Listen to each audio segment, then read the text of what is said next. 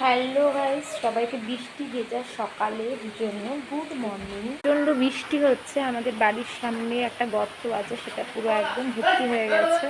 রান্না করছি এখন, আর এখানে চলছে আমার মটন রান্না। এখন চলছে মটনটাকে আমি এখন এই যে কষাচ্ছি। আর এখানে মাংসে গরম জল দেবো বলে গরম জল করে রেখেছি। আর বাইরে এরকম সুন্দর একটা বৃষ্টি ভেজা হয়ে যায়। সবাই দেখো,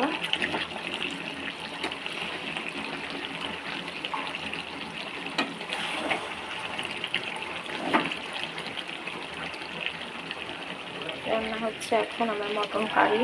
আমি আর কি করবো, আমি এখন বসে বসে রান্না করছি। রান্না করা হয়ে গেলে সবাইকে খেতে দিই, তারপরে আমি একটু খেয়ে নেবো। কিন্তু আজকে কেন জানি না, কোনো কিছু খেতে ইচ্ছা করছে না, একেবারে দেখতে লাঞ্চ করে নেবো ভাবছি। এনিওয়ে, টাটা সবাই। তোমাদের বাড়িতে কী কী রান্না হয়েছে কমেন্ট করে।